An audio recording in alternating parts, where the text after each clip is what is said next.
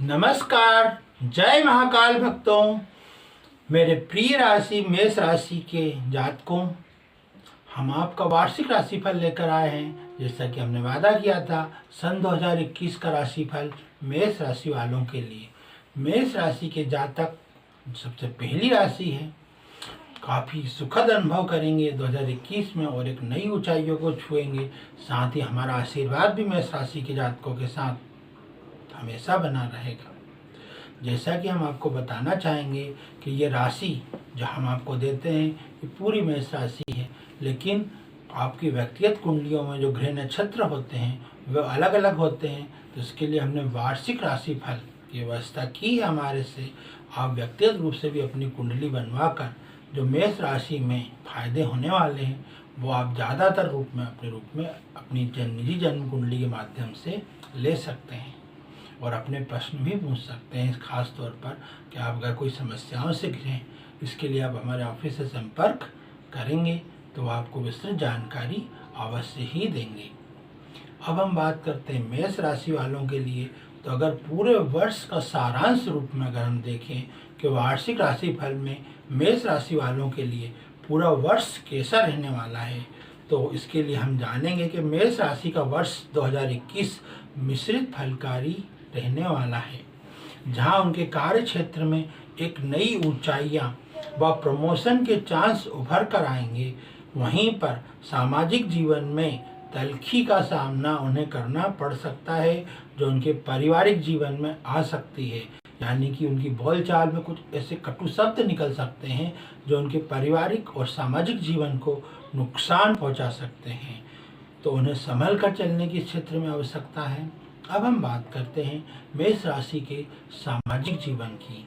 तो मेष राशि वालों की जो सामाजिक हैसियत है पिछले वर्ष की तुलना में मेष राशि के जातकों के लिए यह वर्ष उनकी सामाजिक हैसियत को निश्चय ही पिछले वर्ष की तुलना में अधिक बढ़ाने वाला होगा।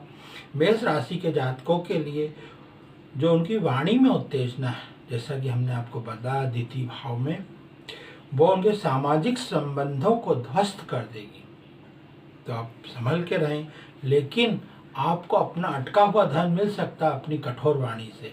और साथ ही बृहस्पति जो है वो उसमें मल्हम लगाने का काम करेंगे। यानी कि आपके जो संबंध खराब होंगे आने वाले दिनों में बृहस्पति उन संबंधों को सुधारने का प्रयास भी करेंगे। यानी बृहस्पति की अमृतमय दृष्टि भी आपकी कटु वाणी को मिल रही है, जिससे आपकी कटु वाणी को संभालने का अवसर भी मिलने वाला है। वर्ष के प्रारंभिक 3 महीने में दोस्त रिश्तेदारों से आप अपने संबंधों को संभाल कर चलाएं, क्योंकि यही वह समय है जब आपके दोस्त और रिश्तेदार आपके खिलाफ हो सकते हैं। व्यापार, वाणिज्य और आर्थिक स्थिति की अगर हम चर्चा करते हैं कि हमारे मेष राशि वालों के लिए कैसी रहने वाली है, तो व्यापार करने वालों में आत्मविश्वास भरपूर बना रहेगा, क्योंकि लग्न में मंगल अपनी खुद की राशि में मेष राशि में स्वराशि में बैठकर रोचक योग बना रहे हैं, जो कि आत्मविश्वास को बढ़ाने वाला रहेगा। यदि आपका व्यापार वाणिज्य साझेदारी में चल रहा है तो अपने वर्षों की शुरुआत जो आपने अपने की है वो 3 माह तक संभल कर चलने की आवश्यकता आपको रहेगी। आपको इसमें परेशानियां आ सकती हैं। आपकी वर्ष कुंडली में नवमेश दशम में व दशमेश नवम में है। यह योग काफ़ी उत्तम माना जाता है। जबकि भाग्य घर का स्वामी राज्य घर में हो और राज्य घर का स्वामी भाग्य घर में हो, तो आपके व्यापार वाणिज्य में और आपकी नौकरी में भाग्य का सहयोग आपको मिलने लगता है। और अगर भाग्य का सहयोग मिलता है तो स्वाभाविक रूप से आपकी उन्नति बहुत तेजी से होने लगती है। अब हम बात करते हैं मेष राशि वालों को आकस्मिक धन लाभ की स्थितियाँ। तो 2 बार उनकी जिंदगी में आकस्मिक धन लाभ की स्थितियों का भी निर्माण होने वाला है। अप्रैल से मई और अगस्त से सितंबर, ये 2 माह हैं जबकि आकस्मिक धन लाभ हमें मेष राशि में दिखाई देगा, जो संभवतः शेयर बाजार से आने वाला है। अब हम बात करते हैं पैतृक संपत्ति की, विवादों की। तो आप अपनी गति को इस संदर्भ में थोड़ा सा धीमा कर लें, क्योंकि पैतृक संपत्ति के विवाद आपकी वाणी के कारण उलझने वाले रहेंगे और कोर्ट कचहरी संबंधित मामले भी आपके पक्ष में हल होते हुए दिखाई नहीं दे रहे हैं। इसलिए आप अपनी पैतृक संपत्ति के मामलों से इस वर्ष थोड़ा सा दूरी बनाकर रखें, अच्छा रहेगा आपके लिए। यदि आपका प्रमोशन जो काफ़ी लंबे समय से अटका हुआ है तो वह 14 अप्रैल से 14 मई के बीच हो सकता है। आप इस जो दिन आपको दिनांक दी है उसमें आप प्रयास करें, क्योंकि बृहस्पति का सहयोग आपके प्रमोशन के लिए आवश्यक था, जो 14 अप्रैल से 14 मई के बीच आपको मिलने लगेगा।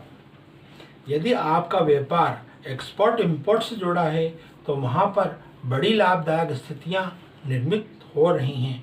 आपका अटका हुआ पैसा मिल सकता है। इसके लिए आपको वाणी पर तलखी होगी, जैसा कि आपको दिखाई दे रहा है, तो आप वो तलखी का प्रयोग ना करें वरना संबंध बिगड़ सकते हैं। अगर हम विवाह की बात करें मेष राशि वालों के लिए, तो जुलाई से सितंबर में विवाह योग्य जातकों के लिए सुंदर कन्या की प्राप्ति संभव है। संतान प्राप्ति के लिए अप्रैल से सितंबर तक का समय वह समय है जब आप संतान प्राप्ति की तरफ जाएंगे, कंसीवनेस की तरफ जाएंगे, तो आपको सफलताएं भी मिलेंगी और आपके संतान का स्वास्थ्य भी अच्छा रहने वाला है। ऋण व शत्रुओं के बारे में अगर हम चर्चा करें तो वर्षों से चली आ रही ऋण की जो समस्या है वो बृहस्पति की दृष्टि पड़ने से हल होने वाली है और आपके पराक्रम में वृद्धि होगी, जिससे कि आपके शत्रु आपके सामने हताशा और निराशा का अनुभव करके आपका रास्ता छोड़ देंगे। वैवाहिक जीवन की बात करते हैं मेष राशि वालों के लिए, तो शुरुआती महीने में यानी कि जनवरी, फरवरी और मार्च में आपके जीवन साथी के साथ काफ़ी मनमुटाव की समस्याएं आ सकती हैं। बाद का ये वर्ष यानी कि अप्रैल, मई, जून में धीरे धीरे समस्याएं हल होती हुई दिखाई दे रही हैं और वर्ष के अंत में आपका गृहस्थ जीवन सुखद और सुंदर बनता हुआ मेष राशि वालों को दिखाई दे रहा है। पद उन्नति 14 अप्रैल से 14 मई के बीच आप प्रतियोगी परीक्षाओं में या पद उन्नति के संदर्भ में प्रयास करेंगे तो आपको बड़ी सफलताएं मिलने वाली हैं। तो पद उन्नति की दृष्टि जो हमने आपको तारीख बताई है 14 अप्रैल से 14 मई, इसे नोट करके रखें जिससे कि आपकी पद उन्नति सही राह पर चल सके। ब्लड प्रेशर और अस्थमा संबंधी जो रोग हैं इनकी समस्याएं उभर सकती हैं। बाकी का रोग मेष राशि वालों के लिए इतनी ज़्यादा समस्या प्रधान नहीं दिखाई देता है। भूमि और भवन यदि वो खरीदना चाहते हैं तो जुलाई, अगस्त और सितंबर का समय उनके लिए उपयुक्त रहने वाला है, जब वो भूमि और भवन खरीद सकते हैं। शिक्षा का क्षेत्र यदि हम मेष राशि वालों के देखें तो यदि विदेश से वह शिक्षा प्राप्त करने वाले थे तो निश्चित रूप से उनके लिए अच्छा समय है, क्योंकि विदेश संबंधी यदि स्कॉलरशिप वगैरह से उनको परेशानी हो रही थी या शिक्षा के क्षेत्र में उन्हें धन प्राप्ति की आवश्यकता थी तो वह भी उनकी प्राप्त हो जाएगी। छात्रों के लिए समय मिश्रित है। भाग्य यद्यपि इतना साथ नहीं है लेकिन कर्म उनका सहयोगी रहेगा और कर्म से वो शिक्षा प्राप्ति के लिए बड़े मापदंड स्थापित कर सकते हैं। शिक्षा के क्षेत्र में गुरु जब अतिचारी अवस्था में आएंगे तब अवश्य विद्यार्थियों के लिए मन भटकाव की स्थितियों का निर्माण कर सकते हैं, यानी कि अप्रैल सितंबर के बीच में। लेकिन साल की शुरुआत और साल का अंत सब ये दोनों ही विद्यार्थियों के लिए, मेष राशि वालों के लिए उत्तम है। तो ये तो था मेष राशि का राशिफल जो हमने आपको बताया। जैसा कि दिखाई दे रहा है एक मिश्रित राशिफल है। आर्थिक समृद्धि के योग तो दिखाई देते हैं। शुरुआत में उनके वैवाहिक जीवन में थोड़ी समस्याएं दिखाई दे रही हैं, लेकिन साल का अंत होते होते उनकी समस्याएं भी हल होते हुए दिखाई दे रही हैं। कुल मिलाकर मेष राशि के जातकों के लिए ऐसा लग रहा है कि यह वर्ष उनके लिए अप्रैल के माह में पदोन्नति लेकर आने वाला है, सामाजिक हैसियत को बढ़ाने वाला है, शिक्षा के क्षेत्र में उन्नति देने वाला है। तो जब इतनी सफलताएं मेष राशि के जातकों को मिलेगी तो स्वाभाविक रूप से उनका वर्ष काफ़ी सुखद, समृद्धिदायक और शांतिदायक होगा।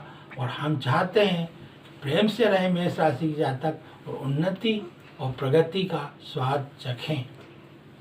जैसा कि हमने आपको बताया आप अपनी व्यक्तिगत कुंडली भी बनवा सकते हैं हमारे आश्रम संपर्क करके, जिससे कि आपको पूरे वर्ष भर की जानकारी और सारे उपाय आपको मिल जाएं, जिससे आपकी प्रगति में 4 चांद लग जाएं। बस यही हमारी भी आकांक्षा है, हमारा भी आशीर्वाद है कि मेष राशि के जातक उन्नति करें।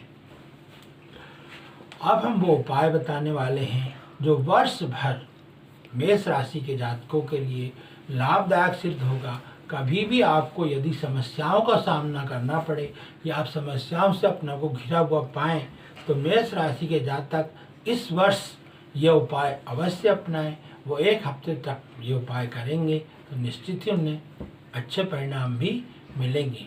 आंकड़े के सफ़ेद फूलों को वो लाल रंग के धागे से लपेटकर शंकर भगवान को माला के रूप में अर्पित करेंगे तो मेष राशि के जातकों की मानसिक समस्याएं, सुख और समृद्धि की समस्याएं और पद उन्नति की समस्याएं बड़ी तेजी से हल होंगी। आप शंकर भगवान से प्रार्थना कीजिए अपनी कामनाओं के साथ। शंकर भगवान आपको निराश नहीं करेंगे। उनके जल अभिषेक से आपकी उन्नति पक्की हो जाएगी। तो अब हमारा आशीर्वाद आपके साथ है और साथ ही अगले वर्ष के लिए हम फिर आएंगे आपकी राशिफल लेकर। तब तक के लिए नमस्कार। जय महाकाल।